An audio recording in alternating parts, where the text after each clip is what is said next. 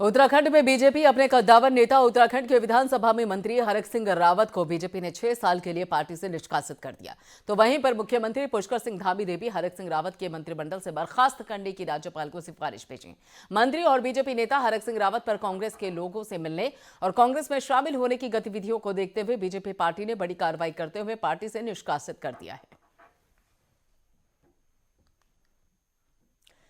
और रुक करते हैं हम खबर का। देहरादून से बड़ी खबर आ रही है। यहां पर उत्तर प्रदेश की सियासत में जिस तरीके से हलचल है, ठीक उसी तरीके से हलचल उत्तराखंड में भी है। बीजेपी के बागी नेता हरक सिंह रावत का बयान सामने आया है। इस बार उत्तराखंड में बनेगी कांग्रेस की सरकार। बड़ी खबर आपको बता दें, हरक सिंह रावत जैसे ही उनको बीजेपी पार्टी से बर्खास्त किया गया, मंत्रिमंडल से हटाया गया, वैसे ही बीजेपी के बागी नेता कांग्रेस का हाथ थामने की बात सामने आ रही है।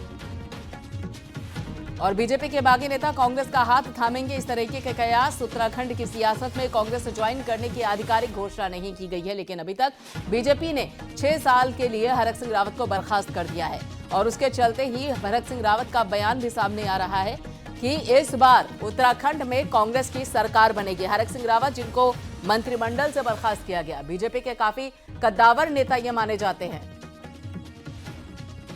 यहां पर बीजेपी के प्रवक्ता है शबनम पांडे, वो हमारे साथ जुड़ चुकी हैं। शबनम जी, अब तो उनके सुर भी बदल गए हैं। हालांकि इससे पहले भी उनकी जो गतिविधियां थी वो कांग्रेस के फेवर में ज्यादा दिखाई देती थी, लेकिन इसके चलते क्या बीजेपी को लॉस नहीं होगा, नुकसान नहीं होगा, खासतौर पे तब जब विधानसभा चुनाव दरवाजे पर हैं?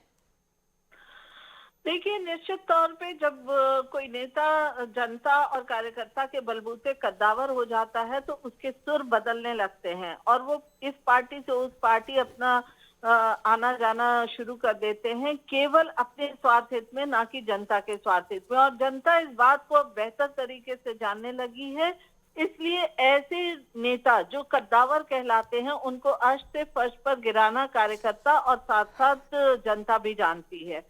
तो ऐसे नेताओं के आने जाने पर जनता उनका समर्थन करना बंद कर देती है। और निश्चित तौर पे आपने देखा होगा, चाहे बिहार की राजनीति में देखिए, चाहे उत्तर प्रदेश की राजनीति में देखिए, या आप दक्षिण चले जाइए, पश्चिम, हर जगह परिवारवाद की राजनीति को जनता नकारते हुए लगातार दिख रही है।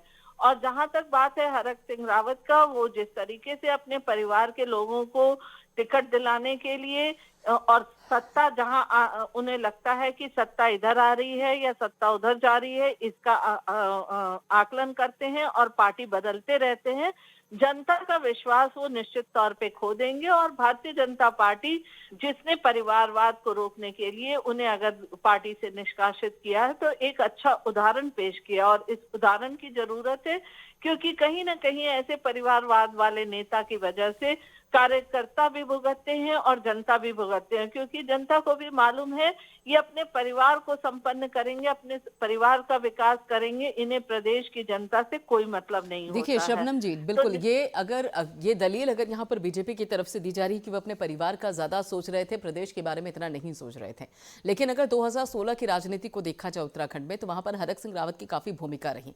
और दूसरी चीज ये कि उत्तराखंड में बीजेपी ने अभी 3 मुख्यमंत्री दिए हैं, उस बाबत भी अगर कहीं ना कहीं देखा जाए तो एक तरीके से कांग्रेस को मुद्दा मिला हुआ है। यहाँ पर हरक सिंह रावत को भी बाहर का रास्ता दिखा दिया है बीजेपी ने। इसके चलते तो कांग्रेस को बाकायदा चांदी की थाली में मुद्दा भी परोस के दिया गया और बीजेपी का एक कद्दावर नेता भी परोस कर दिया जा रहा है, जैसे कि सियासी गलियारे में इस वक्त सुगबुगाहट चल रही है। तो ये परिस्थितियां बीजेपी के लिए विधानसभा चुनाव में भारी पड़ेंगी। निश्चित तौर पे नहीं पड़ेंगी, क्योंकि कांग्रेस किस मुंह से इस बात को कहेगा कि मुख्यमंत्री बदले गए। उनका पंजाब देखिए, पंजाब में भी उन्होंने मुख्यमंत्री को बदला है। और राजनीति में इस तरीके की का विशेषाधिकार होता है वहां के जनता विधायकों का, कि वो मुख्यमंत्री को अगर नापसंद करते हैं तो पार्टी को उनके दबाव में निश्चित तौर पे मुख्यमंत्री बदलना चाहिए, क्योंकि सुशासन मेन एजेंडा सरकार का होना चाहिए, ना कि मुख्यमंत्री।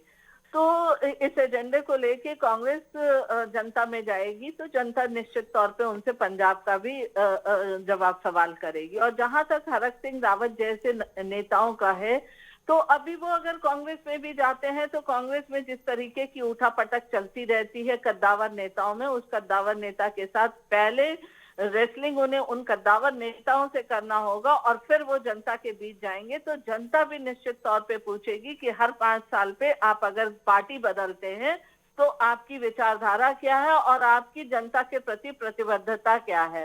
तो भारतीय जनता पार्टी को ऐसे में कहीं भी कोई नुकसान की आशंका तक नहीं है, क्योंकि निश्चित तौर पे हमने पार्टी में लिया था, लेकिन अगर वो पार्टी में स्थिर तौर पर लंबे समय तक नहीं रह पाए और अपने स्वार्थ हित में उन्होंने पार्टी विरोधी कार्य किया, तो पार्टी ने एक उदाहरण पेश किया है और जनता ऐसे उदाहरण को निश्चित तौर पे सराहना चलिए, ठीक है, ठीक है, बिल्कुल। बहुत बहुत शुक्रिया शबनम पांडे जी हमसे जुड़ने के लिए, अपनी बात रखने के लिए।